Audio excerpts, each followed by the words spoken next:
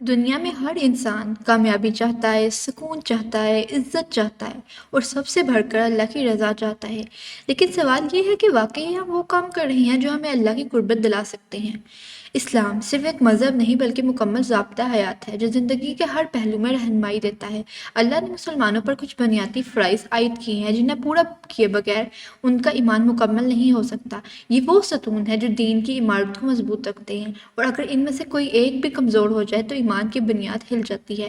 یہ 5 ارکان ایسے ہیں کہ اگر کوئی مسلمان ان پر عمل کرے تو دنیا اور آخرت دونوں میں سرخرو ہو جائے گا، لیکن اگر انہیں نظر انداز کرے تو خود کو ایک عظیم نقصان میں ڈال دیتا ہے۔ یہ 5 ارکان کیا ہیں اور کیوں اتنے ضروری ہیں؟ آئیے ان کو تفصیل سے سمجھتے ہیں۔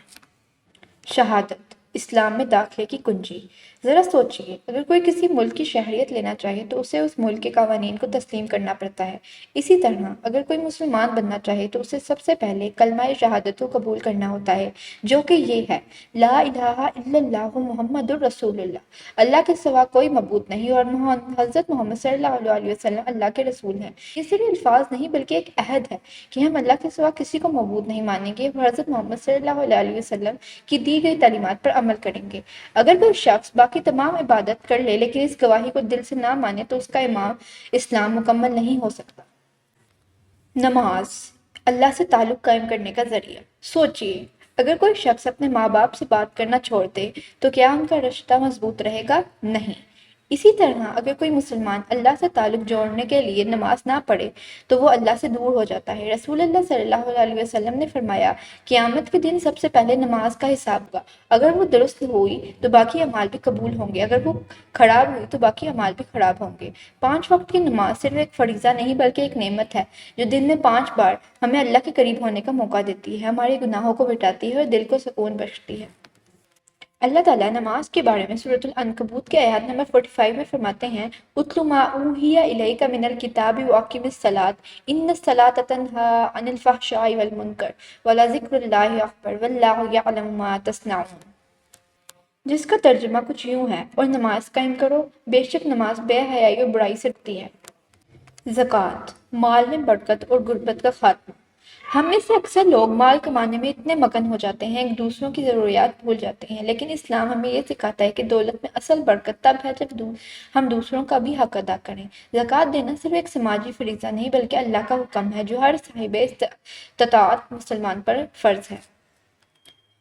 ایک مسلمان کو اپنی کل بچت کا 2.5% سالانہ زکوٰۃ کے طور پر دینا لازم ہے۔ اللہ تعالیٰ قرآن مجید میں بار بار زکوٰۃ دینے کی تلقین کرتے ہیں۔ اسی طرح اللہ تعالیٰ سورۃ الحدید کی آیات نمبر 18 میں فرماتے ہیں: ان المصدقین والمصدقات یقرضون اللہ قرضا حسنا یضاعف لهم ولهم اجر کریم۔ ترجمہ: جو لوگ اپنے مال کو اللہ کی راہ میں خرچ کرتے ہیں ان کے لیے 2 گنا اجر ہے۔ اگر ہم مالدار مسلمان زکوٰۃ دینے کے لگے تو کوئی غریب بھوکا نہ رہے اور دنیا سے غربت کا خاتمہ ہو جائے۔ روزہ نفس کی تربیت اور اللہ کی قربت۔ کبھی غور کریں، ہم اکثر اپنی خواہشات کے غلام بن جاتے ہیں۔ جو دل چاہے کھا لیا، جو دل چاہا دیکھ لیا، جو دل چاہا ہول دیا۔ لیکن روزہ ہمیں ضبط نفس اور خود پر قابو پانے کی طاقت دیتا ہے۔ روزہ صرف بھوکا اور پیاسا رہنے کا نام نہیں بلکہ اپنے آپ کو ہر برے کام سے روکنے اور اللہ کی عبادت میں زیادہ وقت گزارنے کا نام ہے۔ اللہ تعالیٰ سورۃ البقرہ کی آیات نمبر 183 میں فرماتا ہے: یا ایھا الذین آمنوا کتب علیکم الصیام کما کتب علی الذین من قبلکم لعلکم تتقون، جس کا ترجمہ کچھ یوں ہے: اے ایمان والوں، تم پر روزے فرض کیے گئے ہیں جیسے تم سے پہلے لوگوں پر کیے گئے تاکہ تم پرہیزگار بن جاؤ۔ اسی طرح روزے کے بارے میں ایک اور حدیث ہے جس میں رسول اللہ صلی اللہ علیہ وآلہ وسلم نے فرمایا: روزہ ڈھال ہے جو انسان کو گناہوں سے بچاتا ہے۔ رمضان کا مہینہ ہمارے لیے ایک موقع ہے کہ ہم اپنی زندگی کو سدھاریں، اپنے گناہوں کی معافی مانگیں اور اللہ کی قربت حاصل کریں۔ حج ایمان کی معراج اور زندگی کی سب سے بڑی عبادت۔ اگر آپ کو پتہ چلے کہ دنیا کا سب سے بڑا بادشاہ کسی کو اپنے دربار میں بلانے والا ہے تو کیا آپ جاننے کے لیے بے چین نہیں ہوں گے؟ تو سوچیں، جب خود اللہ ہمیں اپنے گھر بلائے تو اس کی خوش نصیبی کا کیا کہنا۔ حج اسلام کا سب سے عظیم اجتماع ہے جہاں پوری دنیا کے مسلمان ایک جیسے لباس میں ایک جیسے اعمال کرتے ہوئے اللہ کے حضور پیش ہوتے ہیں۔ رسول اللہ صلی اللہ علیہ وسلم نے فرمایا: جس نے حج کیا اور اس میں کوئی گناہ نہ کیا وہ اس دن کی طرح واپس لوٹے گا جیسے ماں نے اسے جنا تھا۔ حج ہمیں برابری، اطاعت اور اللہ کی رضا کا درس دیتا ہے اور ہمیں زندگی بھر کے گناہوں سے پاک کر دیتا ہے۔ یہ 5 ارکان کسی رسم یا عبادت کا نام نہیں بلکہ ہمارے ایمان، ہماری پہچان اور ہماری نجات کا راستہ ہیں۔